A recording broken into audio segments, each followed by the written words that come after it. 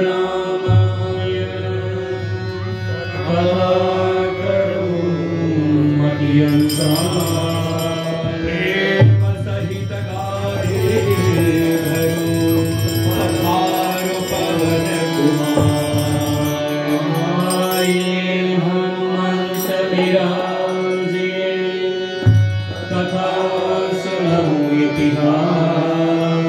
तुम सेवक रघुनाथ के मैं तुम चरणों के दास राम कथा के रसिक तुम भक्त राजमति दीन आय सुवासन करे प्रभु तेज पुंज कपिवीर श्री गुरु चरण सरोज रज निज मन मुकुर सुधारि बरनौ रघुवर विमल जसु जो दायक फल चारि बुद्धिहीन तनु जानिके सुमिरो पवन कुमार बल बुद्धि विद्या देहु मोहि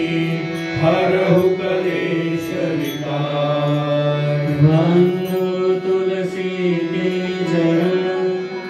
जिनकी जगपाल कलि समूह